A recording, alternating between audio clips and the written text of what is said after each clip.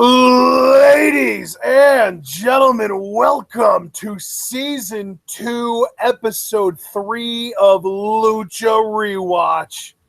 Today, we watched Episodes 5 and 6 of Lucha Underground Season 2, and we are here to discuss those episodes in hindsight and maybe with a little bit of foresight.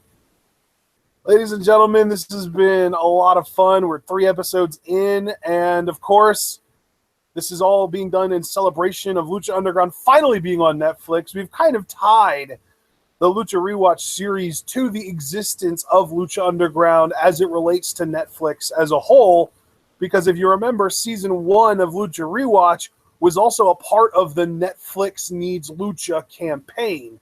We actually had hashtag Netflix Needs Lucha in the background of every single episode, or at least almost every episode. I think 1 or 2 of them might not have had it, of Lucha Rewatch Season 1. But now Lucha Rewatch Season 2, Netflix is finally Lucha bound. We've got Lucha Underground on Netflix. It's there. You can go watch it at will if you want. Netflix is an amazing platform for Lucha Underground. We're getting so many more eyes on this amazing product, and that's why we're doing this rewatch season right now. If you are on Netflix and you're trying to catch up on Lucha Underground, I would pause the video once I'm done here on this little informational tirade that I'm about to go on, because you want to catch up first. And in order to catch up, you want to watch all of Season 1. And then if you're interested in what we had to say about Season 1 on our first viewings, you can actually watch our reviews or listen to our reviews of every episode of Season 1. That playlist is the top link in the description. It's the Lucha Underground Season 1 Reviews playlist. And then if you are just so eager to move on to Season 2, you can, and check out our reviews for that as well. Or if you just enjoyed Season 1 a lot, you can rewatch that, and then every 4 episodes, you can check out an episode of our first season of Lucha Rewatch, which is also in the description. Our Season 2 reviews are also in the description, and right now, we are on Episode 3 of Season 2 of Lucha Rewatch, and John, these were a couple of really, really fun episodes.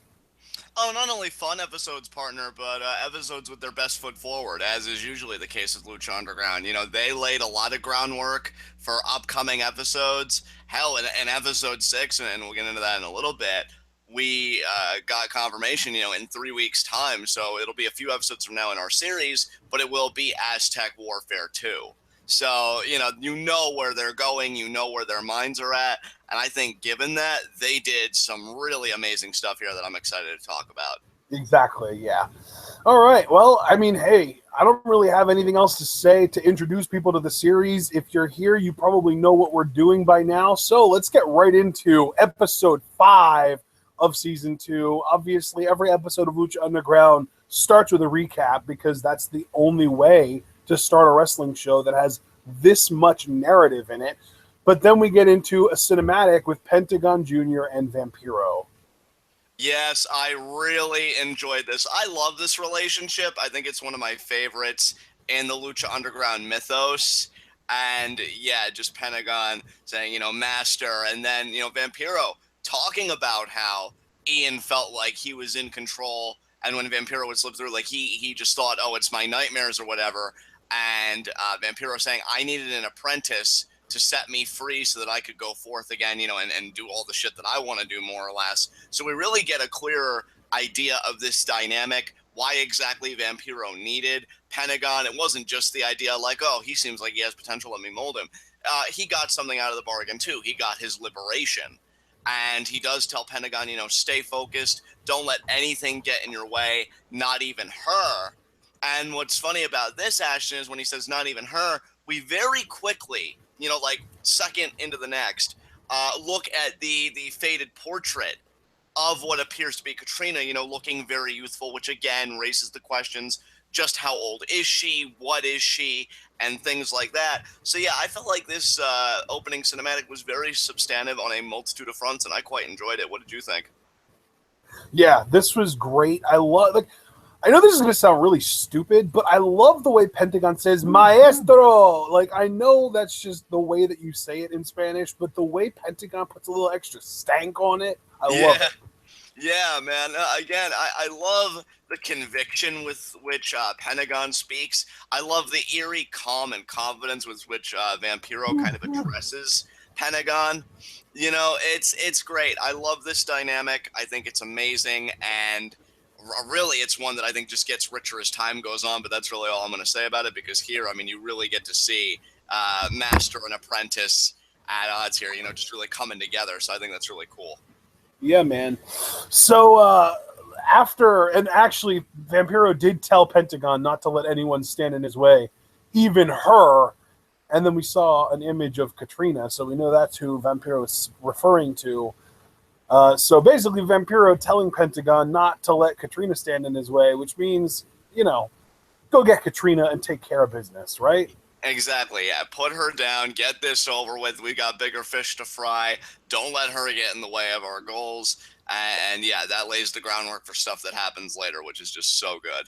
And then we get into our first match of the night, which was Jack Evans versus PJ Black. And I love Pentagon for his promos, but let's be real. The best promo in Lucha Underground is Jack the Dragon Slayer Evans! If there is any guy in the temple that one day I know you and I are going to get up here and talk about, like, just how he did everything, like whether he has an incredible night or an incredible storyline, just like on his own shoulders, it is Jack Evans. I mean, this guy can do anything.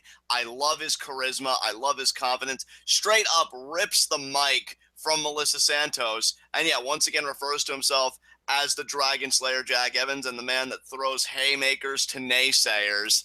I love it. His delivery is just second to none. And yeah, he ends up having a match with PJ Black, another guy who is just so good and really gets to show his true talent, unlike his previous employers. Yeah, and dude. Like, to me, like, PJ Black is like somewhere in between Ricochet and Cesaro. yeah, he is just such a quality talent. I mean, he does a chaos theory at one point in this match. Yeah, dude, I called it Rolling Thunder when he did it. I'm glad we weren't live reacting because that would have been embarrassing. Yeah, I did chuckle a little when I heard you say it. I'm like, oh, Ashton. But yeah, it was a chaos theory. And I mean, great form, too. I think that's one of my favorite moves in wrestling. I popped the first time I ever saw Douglas Williams execute one, and PJ Black's is just top notch. And we see that we're not the only vested audience members, you know, watching this. We see also that Drago is perched on top of Dario's office. He's got the best seat. That's not Dario's office. That's the building Phoenix got powerbombed through. Well, either way, he's got a great seat partner, and yeah, Drago keeping a close eye on everything. So what do you think about that? I mean, Drago, it wasn't. I mean, the thing is, you say it's Drago, and we know it's Drago in hindsight, but at first, it doesn't look like Drago because he has a skull over his mask. Yeah, that was eerie as fuck. It's almost like, I know it's meant to be like a dragon skull, but it almost looks like a wildebeest skull or something like that, you know? Right. Like they took a wildebeest and they like added ram's horns to it or something. No, just really scary and great looking imagery. Like if that was to appear in a and if that wasn't intimidating enough, then he starts whipping his nunchucks around like they're freaking nothing and putting those skills on display. Exactly. And yeah, I mean, this is the beauty of Lucha Underground, though, because Jack Evans is initially distracted, and he gets a steel chair and a water bottle. He takes a sip of the water, and then he chucks the remaining bottle at Drago, which, again, just great visual. Turns around, though, and PJ Black hits a move. What did Stryker call it on commentary? Like the Black Diamond something? Yeah. Stryker called it the Black Diamond, and it's basically like a crucifix hold, like you're going to deliver like the razor's edge. But then he transitions it into a cutter. It's, you know what? Not even necessarily like a razor's edge. It's like he's setting up for a lawn dart, and he throws Jack up and then catches him in a cutter. Yeah, dude, it was beautiful. And this match had one of the best near falls I could ever remember seeing, because I thought he had Jack Evans beat, and just at the last possible second shoots that shoulder off the canvas. And again, that's the beauty of Lucha Underground. I think anywhere else that would have been the finish, right? But they're like, oh, no. because it's Jack freaking Evans. So they go back and forth a little bit more, but Drago now, he went from the building to right at ringside, goes for the mist to Jack Evans. He moves out of the way, gets PJ Black. Evans is able to roll him up, get the 3 count, and he gets out of dodge. And PJ is pissed, and rightfully so, because, hey, I was looking to have a match, and now you've gotten me involved in your business. And Drago doesn't even apologize or anything. He just kind of looks at PJ and is like, well, that happened. I think I'm going to go fly over here now. Thanks. And yeah, that's really how we break things. But really fun opening match here, dude. Yeah, and even after the match was over, you could see PJ in the ring looking jaded and angry about, the whole situation. And, like, he grabs Drago's nunchucks and kind of stares at them and him angrily. Like, great storytelling, great, like, foreshadowing. You could really tell that even though, like, Jack Evans beat PJ, like, PJ understands, like, yeah, we're in a match. You got to do what you can to win. Drago shouldn't have showed up and screwed the match up. And even though he was trying to attack Jack Evans, he ended up hitting me instead and screwed me over. So, yeah, screw you, Drago. Exactly. And, I love that. I love that. And again, it's actually kind of similar to, like, in season 1 when Sexy Star was forced by Dario Cueto to go against Superfly in the mask versus mask match, and she unmasked him, and then Superfly blamed her for unmasking him, even though she shouldn't have had to be in that situation to begin with. Exactly. So yeah, great storytelling here by Lucha Underground. I have nothing else to say about this match. We can move on if you want. All right, up next, we had Famous B. The first advertisement for Famous B. I don't remember if we had one in a previous episode or not. But Famous B is going to turn you from a jobber to a robber. And all you got to do is call 423 get fame. God, I love these. This is still like one of my favorite storylines that Lucha Underground has done. This was just so like the right amount of camp. It's those commercials that you always like see from those snake oil salesmen, like, oh, do you need this in your life? No. Well, I'm going to tell you why you need it anyway. Just that kind of vibe. And yeah. Famous B is the perfect guy to portray it. I mean, again, I'll turn you from a jobber into a robber, and together we can steal that spotlight. Like, so good. And you could tell he was into every line he delivered. He was into the character he was portraying. And that's what makes it entertaining to me, when I can see that they're having a good time, when they're enjoying themselves. And yeah, I just thought this was one of the coolest things that Lucha Underground's done. I thoroughly enjoyed this, and this is where it all started. Yep, this is the beginning of Famous B, brother. Absolutely. Fucking beautiful. Yeah. All right. So after that, though, we get our second match of the night, King Cuerno versus Killshot. And if I remember correctly, this was also a non-title match, which was very curious because, Cuerno, being the Gift of the Gods champion, should have to defend that title. And not only did he not have to defend it against Phoenix in their last Luchador Standing match a couple of weeks ago, but he also didn't have to defend it here against Killshot.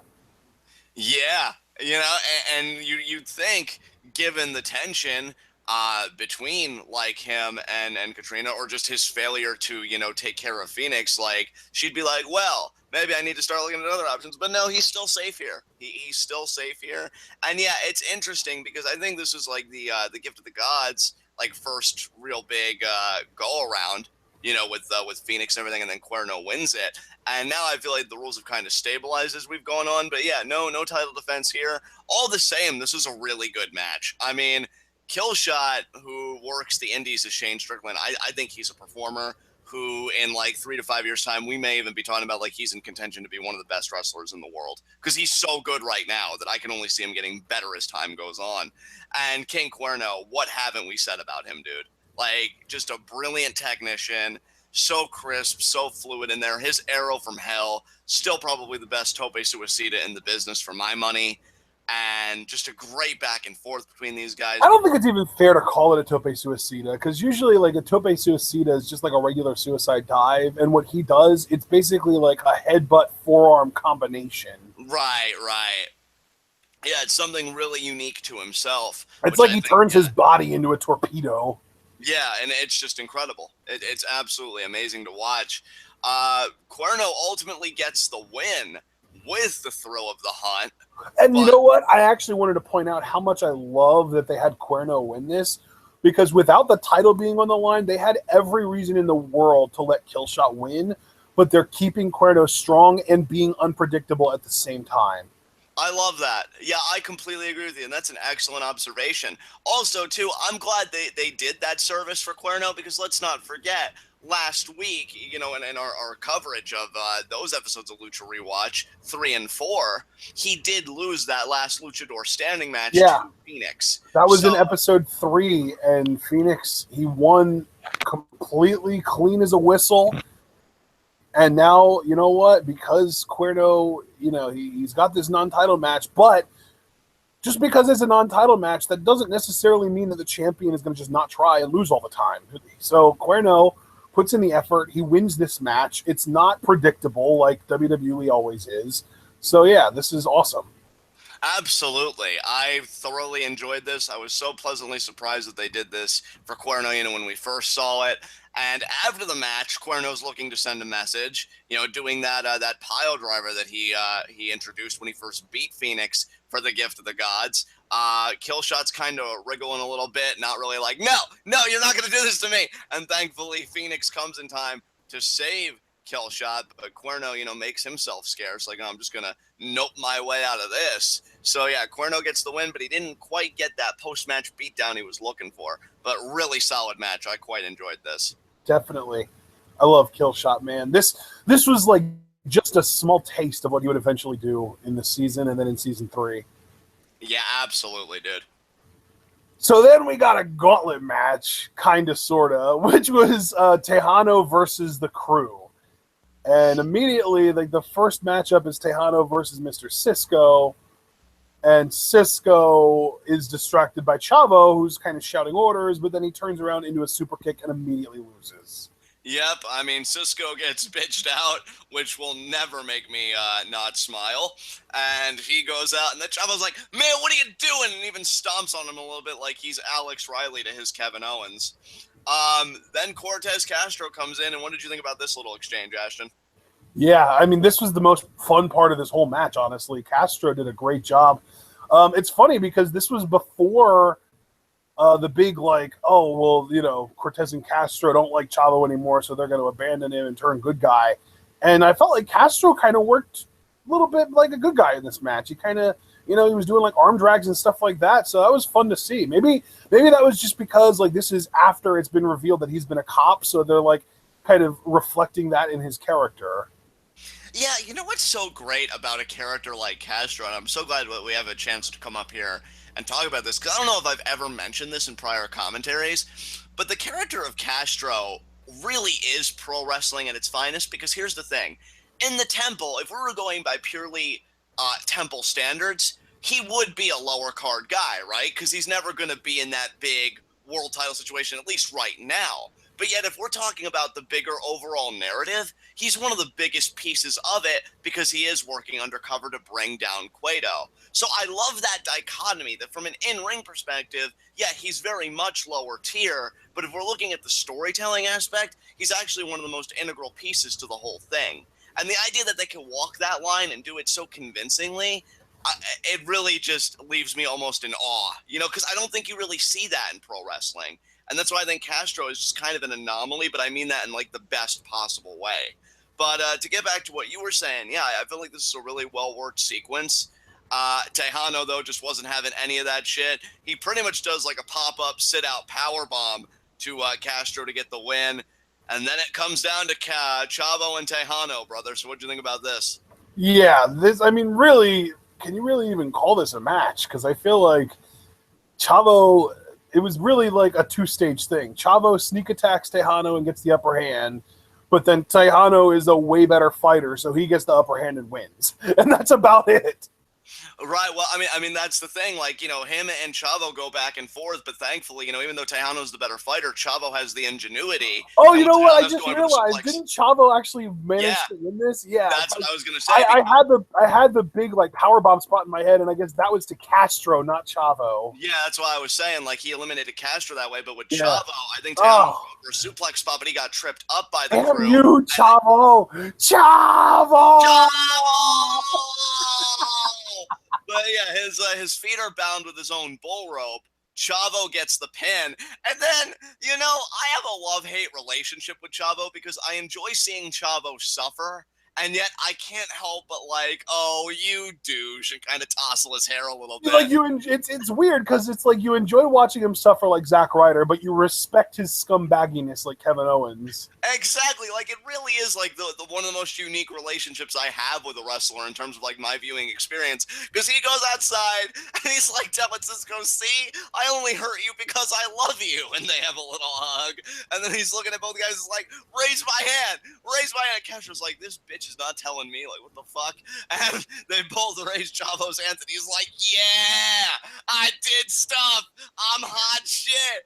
And Tejano, gives chase. So yeah, I mean, Chavo, when he really revels in his inner douche, it's like hard for me not to have a good time. But man, just so cheesy, man. Great shit. But yeah, Tejano chasing after him. Of course, doesn't get a hold of him, at least not that we see. And yeah, the crew win the gauntlet. So there you go. Yeah, barely, but yeah. So then we see this is one of my favorite scenes, not only in season 2, but in all of Lucha Underground history. I think we kind of like open the scene with just seeing the temple wall and hearing screams from the inside, "Let me out!" And then we see Dario Cueto standing guard with Black Lotus, and he tells her the story of the time that his brother Matanza, of course, killed their mother.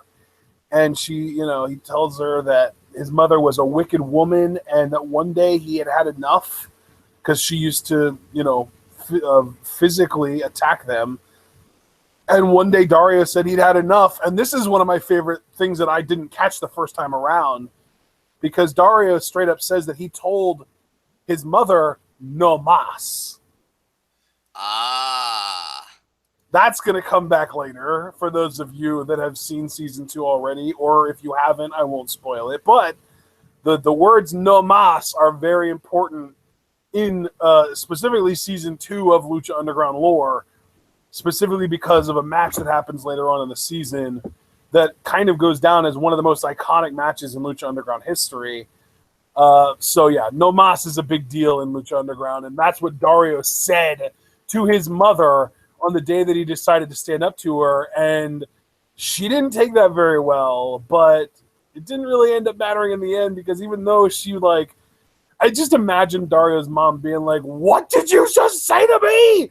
Did you just seriously try and tell me to stop? Did you just say no more? You really think that's going to work? And then Matanza hits her in the back of the head with the bull and kills her. Yeah, dude, this scene, man. Because, like, I love, and I've said this before in other commentaries, that I know, but I love that there really is no character in Lucha Underground that's like one note. And I don't want to get ahead of myself, like, when I give examples, so I will keep it to Dario. Like, we've seen Dario up until this point. We really feel like he's like that sleazebag promoter. I love violence. I really don't care what happens to any of you, so long as I get a good show out of it. And yet, here, it's so interesting because obviously your initial reaction is sympathy. Like, no child should have to grow up in that environment. Hell, maybe a lot of people watching this could even relate to Cueto in these moments because maybe they know such an environment or are still enduring it.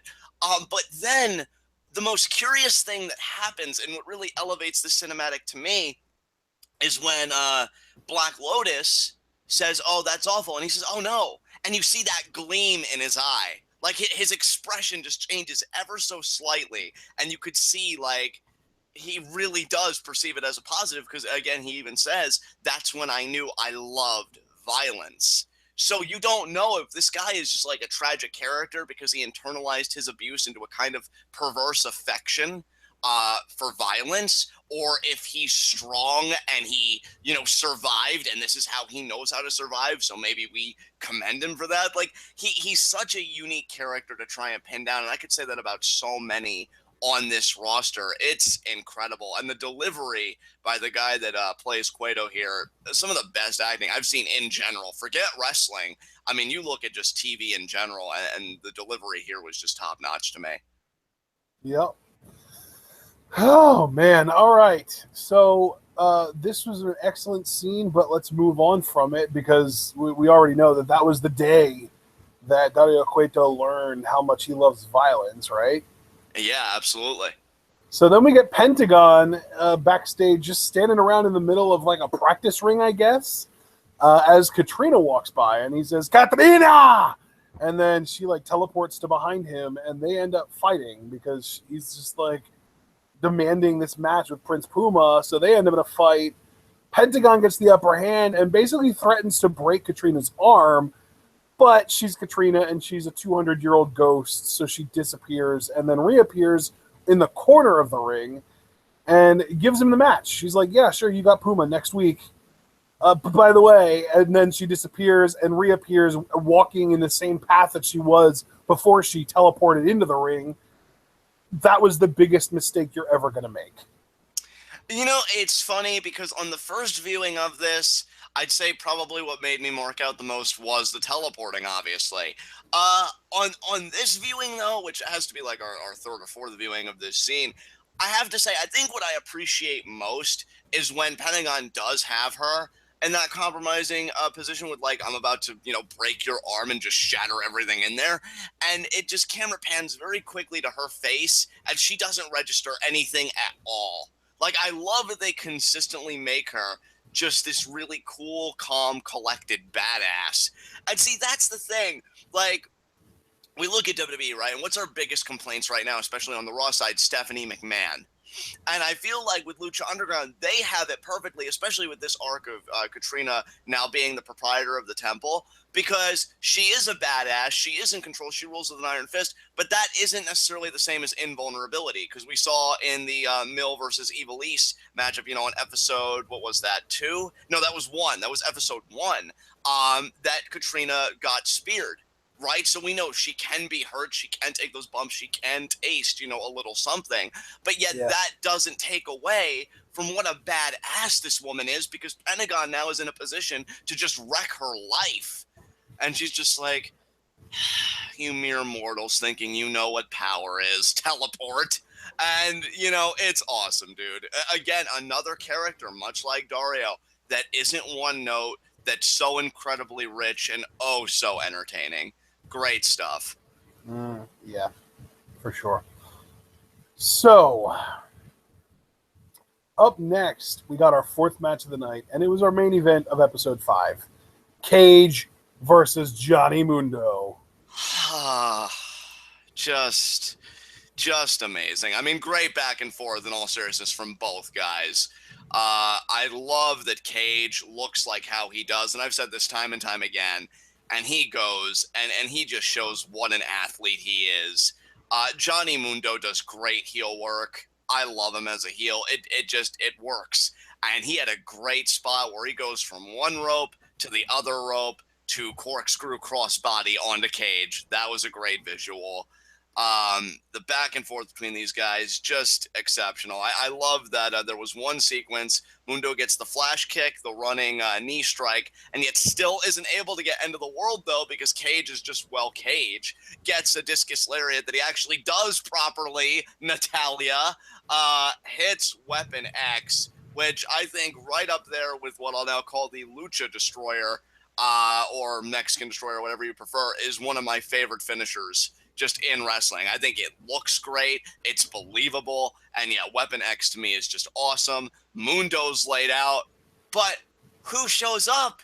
But what we would come to know later is the perfect woman, Taya. Finally, making that debut. I remember when we first saw this, I freaked the fuck out, obviously, because, I'm always looking for Mundo to get that little advantage. And you and I had even talked about, like, we had heard rumblings about her coming to the temple. We just didn't know when. And yeah, it happens this episode. Slides a lead pipe in, distracts the referee. Mundo catches Cage like right on the ear, hooks the leg, 3 count, baby. Absolutely beautiful. But before we get into the post-match, what did you think about this match? This match was a lot of fun. I even have in my notes that there was a lot of athletic craziness from Mundo, feats of strength from Cage, and I just love both of these guys. They have great chemistry together, really. I'm beginning to truly believe that Johnny Mundo has amazing chemistry with anyone he's in the ring with. I'm starting to believe it too, dude, because that's the thing. Like, even I didn't necessarily go that far, like, at first, because I'm thinking, oh, he's just really good with Puma because maybe similar styles. But then you see him work with a guy like Cage, and that's great. And I'm just like, yeah, this guy, and again, especially as a heel, because I think he gets the psychology. He understands, like, how to work it. I love the other spot, too. Like, this was much earlier in the match, but I think Cage was trying to go for, like, a superplex, but Mundo's, like, going downwards. So he's, like, slinking down on the ring post, but he's able to get that vantage point where he's able to kick Cage in the head. Like, utilizing that parkour while also exhibiting, like, some kind of cowardice because he doesn't want to engage directly with Cage. He just wants to engage on his terms. Just great back and forth. And yeah, they put the boots to Cage after the match. They're slapping him. They're talking trash. And this is the first time that we see those Taya double knees, baby. So devastating. Cage's cellular was great. The impact looked great.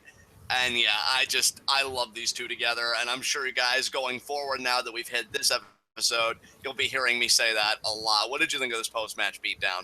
I was going to say the same thing, actually. But yeah, the post-match was great. I love the way that they decided to debut Taya here. I love that she showed up as Johnny Mundo's friend slash valet slash friend slash girl slash girlfriend, maybe. We don't know yet at this point. But yeah, it's great. And we'll talk more about her match, her debut match next week, which is also great. But I love that she immediately shows up, helps Mundo win a huge match that could arguably be like a number one contender type match. They didn't label it as that, and I don't think it ended up being that. But these are two top flight guys that could be easily in contention for the championship. And Mundo is, to be fair, clearly outmatched from a physical perspective, but thanks to Taya's help, pulls out the win. And see, that's what I love about this match, though, especially, again, with Mundo fulfilling that heel role. There is no ambiguity here. I mean, Cage gets the Discus Lariat and then Weapon X. You know it's over. Cage would have had the match won. Taya is the difference maker, and that's how it should be. And, again, Cage being the Technico, the babyface, which I love how they book him here, and we'll be talking more about that in the future because I think it just only gets better. But Mundo, it makes perfect sense. I'm clearly outmatched, but oh, wait a minute, I'm smarter than Cage. So that's how I win. It's wonderful, dude. Just wonderful. Yeah. All right, so what do we got now after this? I believe up next was the sort of post-credits-ish segment. It was Cuerno in Katrina's office, and he just tells her that, look, I'm sick and tired of being a target. I can't just carry this belt around because I'm going to have to keep fighting people with it. So I am cashing in the gift of the gods on Mill, broken arm or not, and screw you, basically. Yeah, and Katrina didn't take too kindly to that. We had a deal. And Cuerno's like, I don't care. Shit happens.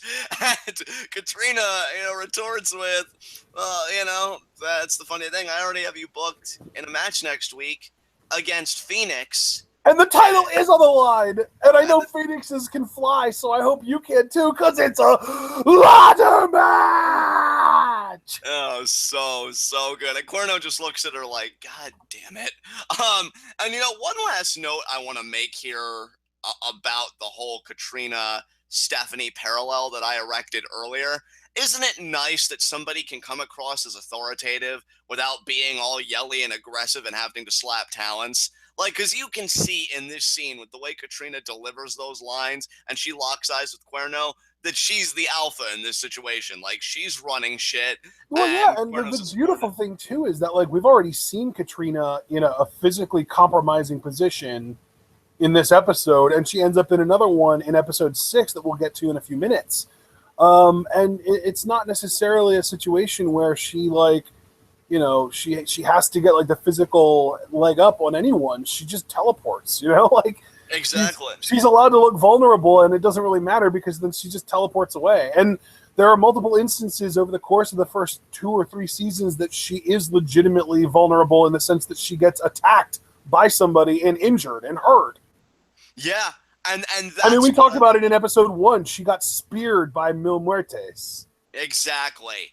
And that's what I love about this character. I think, unlike the Stephanie character, which again, I think the parallels are the strongest this season, again, because Katrina is in that authoritative role over the whole of the temple. She is still vulnerable. She isn't OP. She's very powerful, but not so much so that it takes me out of any story that she's a part of. And I love Lucha Underground for that. And, you know, this is just quality work being done here. I mean, I'm sure Cuerno would disagree because now he's in another compromising position as far as him being Gift of the Gods champion. But yeah, Katrina, you don't want to mess with her. But that doesn't necessarily mean that, like, you just totally get bitched out and get nothing. That's what I love so much about this character. So great cinematic, and we know we're getting a ladder match next week. Yep, and actually that takes us to episode 6, Lucha Underground Season 2, episode 6. You know what? I just realized I haven't been listing any title names. So episode 6 is titled, is that right? Seriously? Gift of the Gods Ladder Match. Yeah, that makes sense. Episode 6 is literally just titled Gift of the Gods Ladder Match. So there you go. Beautiful. Nothing like a straightforward title. Yeah, episode 5's title was just The Machine. Yeah. Even though he lost. Yeah, he did. God, I'll never forget the first tweet I sent out to Taya, like, thanking her, and I included a pic of, like, Android 16's head, just, like, all looking down there, like, yeah, so yeah, Machine, just sputter out and die. But yeah, how did we open this episode? I love that, though, that, like, it seems like the episode titles, when they have a specific person's name in them, that person doesn't have a very good episode. Yeah. Because, like, I remember very specifically, there was an episode in season 3 that had, like, a direct allusion to Son of Havoc in it, and Son of Havoc ended up having a really bad episode. Like, I think he ended up being my low shot for that episode. So I think you're right. Yeah. Oh, this is great. So no, you got the title of the episode named after you, but you couldn't win my high spot. You're my low shot. Exactly. Eat it, Havoc. So how do we open this up, brother? Episode 6 opens with a recap, as always, but this time they specifically recap Marty Sexy and Puma Pentagon.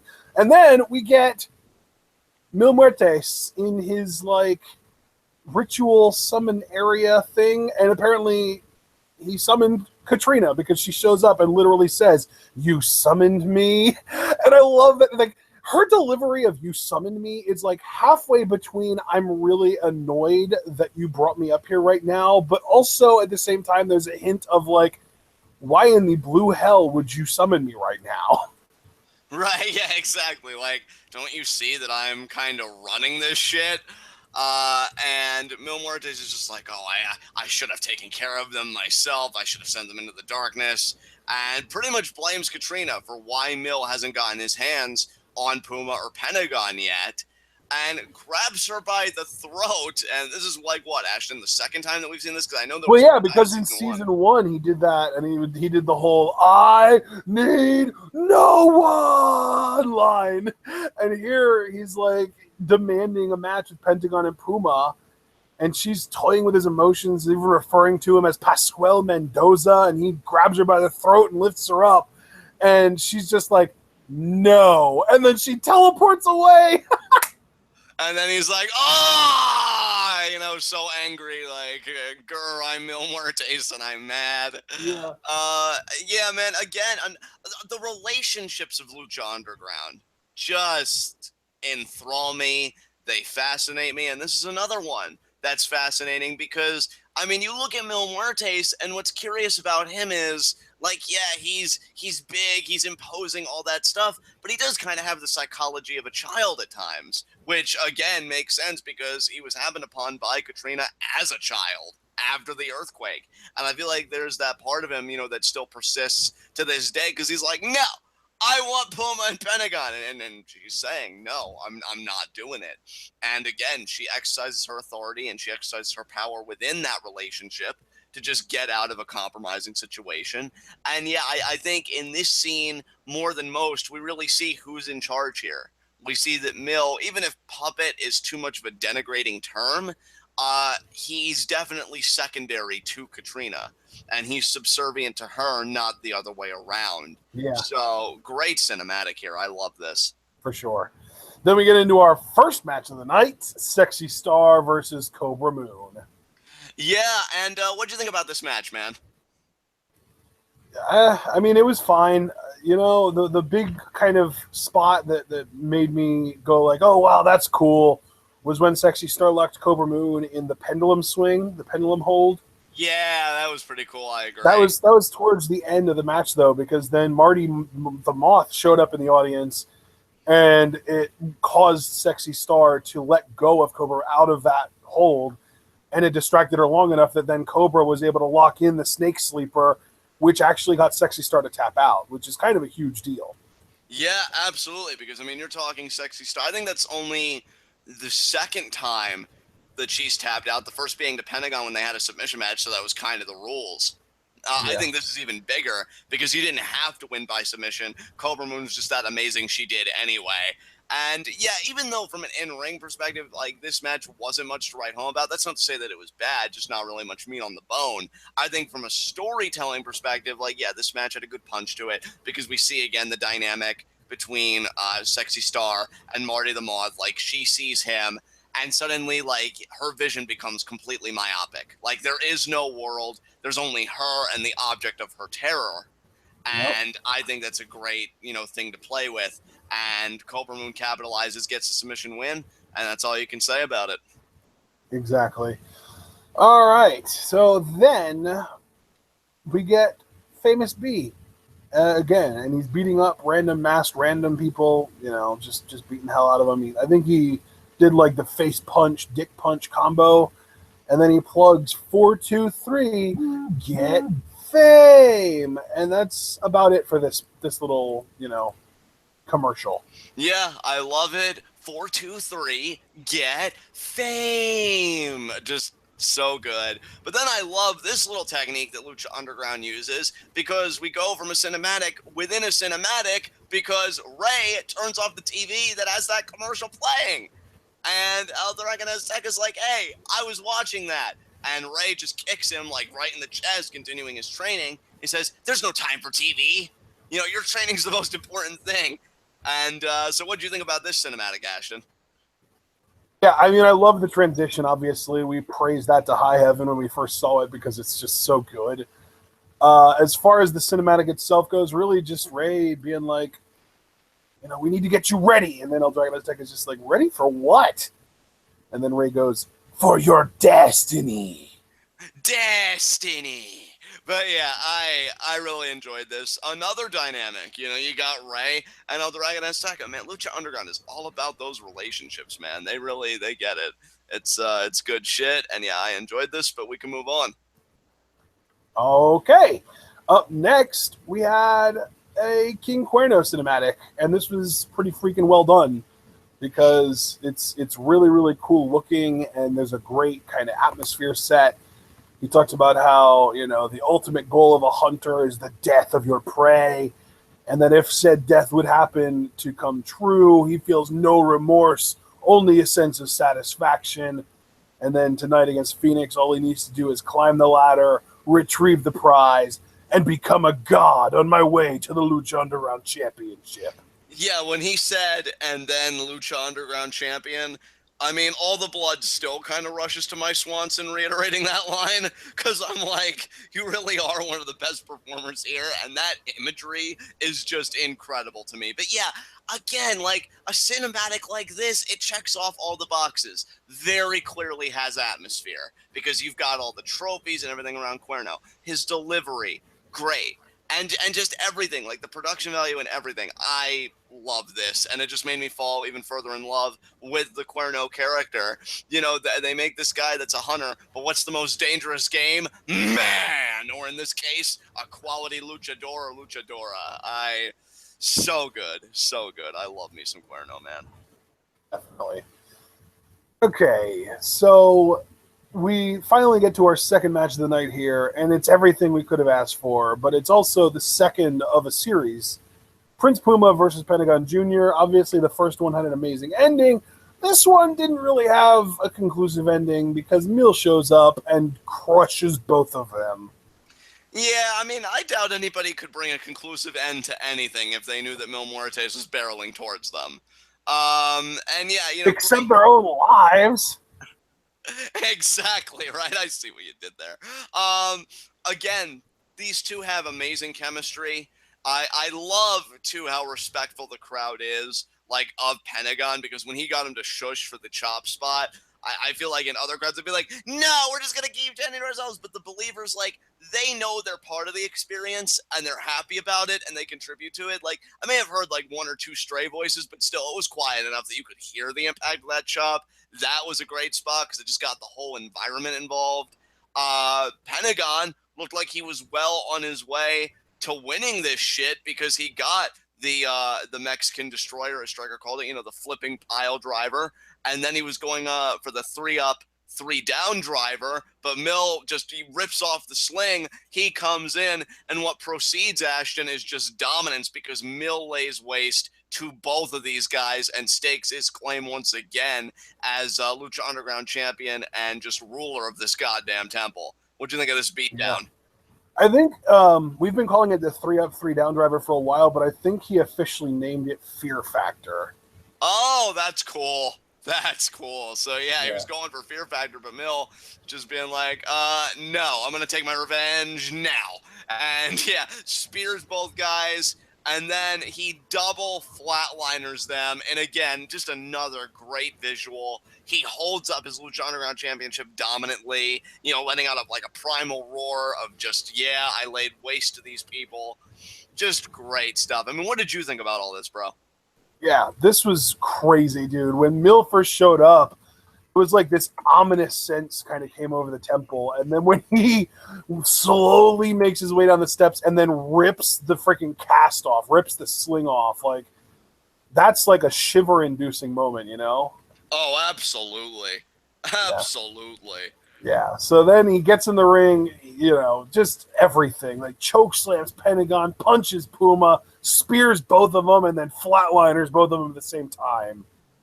I'd see what I love about this, dude, because I'd be curious when, like, a lot of people saw Mil get his arm broken for the first time, how many people were like, oh, but, you know, he's Mil Muertes and he's your champion, and he got bitched out, and now you have him sitting on this throne in a sling. Like, you know, what kind of imagery is that for your champion?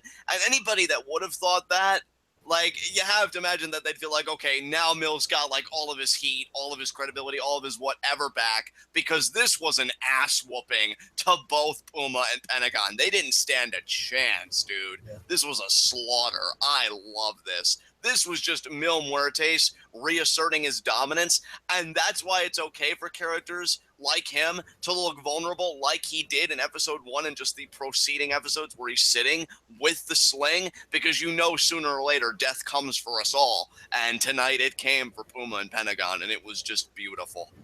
Yeah, absolutely. So Puma and Pentagon, you know, the excuse here is that they fought each other for a little while before Mil came out. So, like, yeah, sure, it makes sense that he'd be able to obliterate them. But, you know, I don't remember if it was in episode 7 or 8, but we're going to have a lot to talk about next week. Oh, yeah. You know it, brother. But until then, mum's the word. What came after this? Backstage segment, we saw Mil walking backstage with Katrina after having laid Puma and Pentagon to waste, and she's just like, see, all you needed was a little motivation. And then he's just like, next week, oh no, I don't remember who said it, but next week he basically wants to defend his title against both of them. I think he actually did say that. Next week I defend my title against both of them, and I'll prove that this is my temple and no one can stop me. Just wonderful. And you know what, though? I could have sworn I saw Katrina, like, give a slight look to Mill when he said that. And it's just like, yeah, okay. But I think she was just happy to have her house back in order. So yeah, that was pretty cool. And we do know that triple threat is coming next week. That's going to be a really fun episode of Lucha Rewatch because I remember that match and I know you do too. And there's going to be quite a bit to talk about for sure. Yeah. So then we get our main event of the evening, and this match was freaking nuts. Phoenix versus King Cuerno, ladder match, gift of the gods. I don't know if this got 15 minutes, but it felt like it got 20, and it was awesome. It was. I mean, talk about utilizing your stipulation. These guys, they fought everywhere. It was physical. I love that commentary. I think particularly Vampiro was saying, Cuerno, for him, it's not just about, like, winning. He wants to hurt Phoenix. He wants to punish him. And you could really see that. Like, he's kicking him in the ribs, and he's throwing him down on the floor, because I know Phoenix tried to go for, like, one dive while he's on, like, the, not the barricade, but, like, the kind of the walling, and, Cuerno just shoves him down to the floor. And yeah, it was just, I mean, they went everywhere. They fought everywhere. Cuerno did the throw of the hunt in the corner, which was a weird place to do it. And again, just kicked him in the ribs. But Phoenix kept coming back. That's kind of the nature of the Phoenix character. Like, every time you think you've put me down, I will rise again and I will be stronger. And yeah, then you get the finishing sequence because then, Table gets introduced and, we want tables and the bloodlust is palpable. And Cuerno's like, okay, I'm going to put this shit down for good. I need to climb that ladder. I need to get that gift of the gods. Tries for a throw of the hunt through the table, which would have been a sick spot. I remember I was rooting for Cuerno so hard here because I think I remember even tweeting out that, like, yeah, Phoenix and Mill is a great matchup because let's not forget, season 1, we got the first ever Grave Consequences, which is a match I still adore. But I was really curious about the prospect of a Cuerno Muertes match for the Lucha Underground Championship. But it was not to be because Phoenix gets the Hurricane Rana through the table.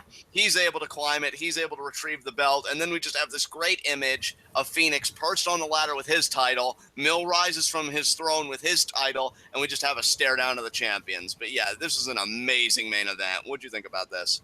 I mean, I feel like I already kind of got it out of my system, dude. This was a lot of fun. I love that Phoenix kind of had like the moment of weakness because, I mean, obviously in the first episode he lost to Cuerno and it was like, oh man, like he just won the gift of the gods and now all of a sudden, like, yeah, he has to try and get it back. And then of course Katrina was all against it, but then really Cuerno screwed himself over because if he would have just chilled, he probably never would have had to defend that title again, at least not until Katrina lost power in the temple, because as far as she's concerned, he never has to defend it. She would have still put him in matches, but it wouldn't have been for the title because she wants to keep it on him because of their little agreement that he wouldn't cash in. But as soon as he says, I'm cashing in, she's like, oh, now you're defending your title, bitch.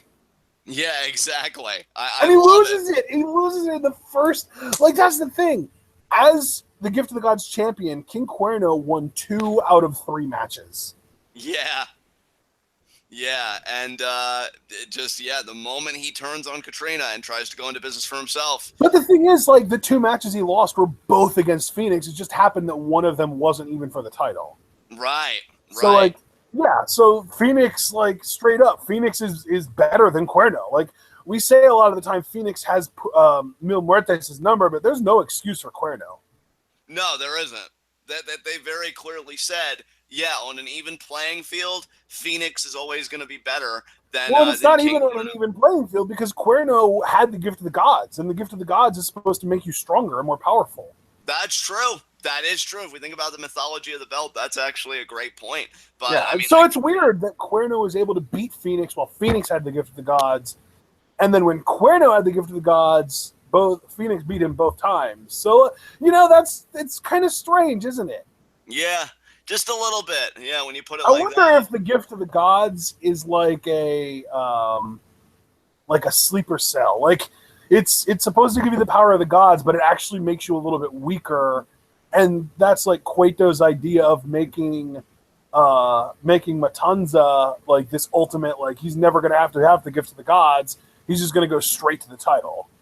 Yeah, that could be because I mean, and then whoever gets Gift of the Gods after that is going to be weakened by it. Right. And I mean, hell, maybe it's a matter of, because when you look at the Gift of the Gods title holders, and again, I'm just gonna limit our view to like what we know so far. I mean, to draw on the power of a god, it comes at a great price. So maybe they're just vessels that can't handle that power, and maybe at a time they do get weaker as time progresses. I mean, who You know what, knows? John? I know that we're trying not to spoil anything here, so what I want to do is I want you and me to have a little bit of a conversation about this after we're done recording, because I think we're really onto something here. I think the Gift of the Gods makes you weaker, not stronger. Yeah, I mean that's got to be, and that's the thing. I think that makes it even more like high pressure. Like, oh, will they succeed when they cash in? But yeah, I mean, Cuerno just couldn't hang on to it. Had such great build up throughout the night with the cinematic and everything, and I'm like, oh, he just gets to this one match, but no, Phoenix was just too much. He gets the win, and yeah, we don't even get a closing cinematic. This is the image we close with Phoenix and Mill staring each other down. Yep. Oh, man. So, yeah, this is a couple of awesome, crazy episodes, guys. We got 2 separate King Cuerno matches, which is always nice because he's one of the best. We got some awesome stuff, and, man, I just love this show, brother. Oh, you and me both, man. You and me both. Do we have anything left to say, or are we going to close this out like that? Close it out like that. Take us home, brother. All right. Well, hey, guys, check out the description. You can watch Lucha Underground Season 1 reviews that we did, the Season 1 rewatch. That's 10 episodes. So if you're, if you're strapped for time and you don't want to watch every single review we did of Season 1, you can check out the rewatch. But make sure that you actually watch Season 1 before you get into the rewatch playlist. And then Season 2 reviews and live reaction are both also available in the description. And if you're just keeping up with Lucha Underground as far as Netflix goes, try your best to pace yourself, because we are on episodes 5 and 6. We're covering 2 episodes a week every week up until and including the day that Season 3 returns, May 31st. That'll be episode 13 of Lucha Rewatch, and we will be covering episodes 25 and 26 of Lucha Underground Season 2, which are the final 2 episodes of that season. So, any final thoughts that you want to get out before we close this thing down, John? Can't wait for next week, because that's going to be a really fun episode of Lucha Rewatch. But for now, just still one of the best promotions on earth. I fucking love Lucha. You're excited about next week. I'm excited for 2 weeks from now, because Aztec Warfare 2. Yes. Oh, that's going to be just, great discussions there. But we hope you guys enjoyed this. And yeah, partner, again, take us home. Absolutely, ladies and gentlemen. Hopefully you all enjoyed what we had to say about Lucha Underground. We hope that everyone that's able to watch Lucha Underground on Netflix is enjoying the show as they go. And, of course, we will see you all for NXT tonight at 8 p.m. Eastern, or 9 p.m. Eastern time after the show's over. Should be interesting. I know that there's some crazy stuff going on. I think we might get some Drifter action tonight. We'll see. And until then, make sure everyone stays tuned.